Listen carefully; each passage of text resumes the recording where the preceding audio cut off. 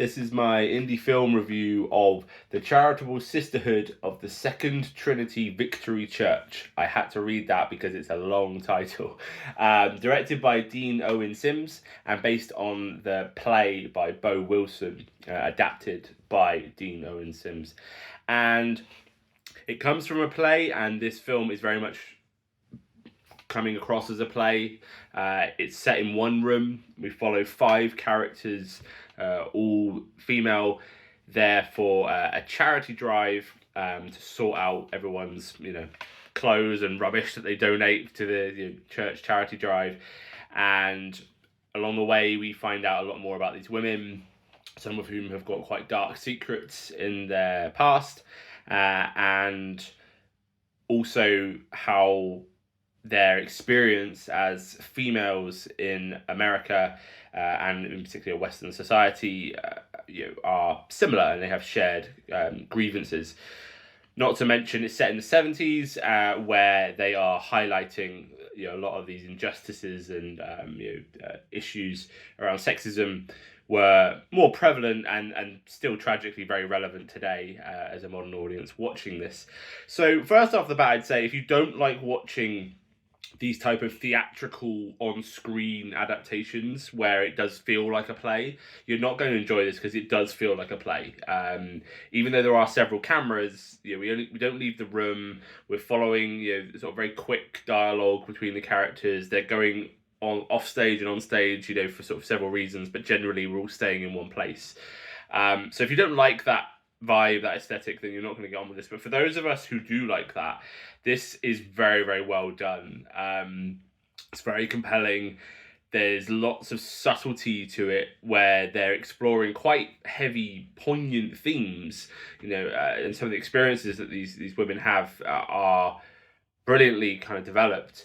But they're doing it in a way that you're not being bludgeoned over the head with it. It's not being divisive or argumentative. It's being quite heartwarming at times. It's being very careful and thoughtful to present them in a way that felt organic, albeit still very, very distressing at times, and some of the things that they've had to go through. Their interaction between the actors is great. Absolute shout out to Catherine Hartman, who plays B. She's the local pastor's wife, who pretty much runs everything. She's the driving force, and you don't mess with B. I think her performance is great, especially alongside Libby Fleming, who plays, I'm trying to remember her name,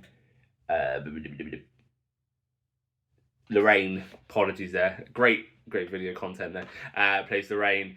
These sort of 2 slightly more stalwart characters who've been there a while, who know the ropes, but they clang with each other. Because Lorraine's a mother of 9. She's really there for the sort of escape from the house. She's looking for the free donuts and just wants to have a good time. So those 2 in particular, I think, are really sort of standout performances. The others are great as well. I won't go into too much of the characters because I think I would be spoiling it. It's something you need to see kind of happen on screen, and why each character gets introduced, and the importance of their role within that. But yeah, I found that really, really powerful. The aesthetic is great, to recreate this period of the 70s, even within one room, whether that's the costume or even just the sort of look and feel of it. It's got this sort of vibe, hue to it that it just feels like the 70s, and I think that's been done really, really well. And it also disarms the audience. It makes you feel like you're watching like that 70s show or an actual show from the 70s. So you're not maybe quite at the ready to pick everything apart and question why you're being presented this. It feels like quite light-hearted.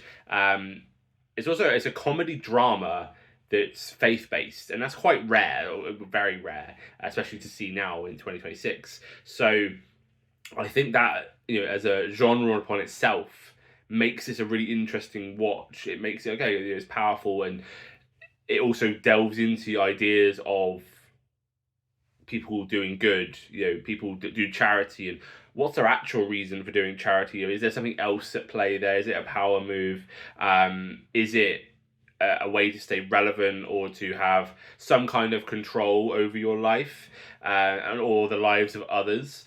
And some of the comments they make about the Guatemalans who they're meant to be raising money for make them seem kind of almost like they are trivializing the whole thing, and then we sort of see that actually the hardships that people face and why has kind of been systematically put in there. It's a stacked deck, as they say in the film.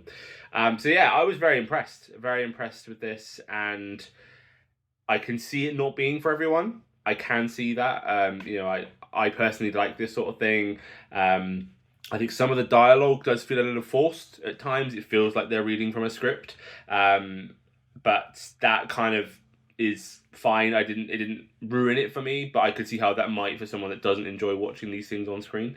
But yeah, check it out if you can. I'm not sure if it's available to watch anywhere, but if there is, we'll promote it on UK Film Review.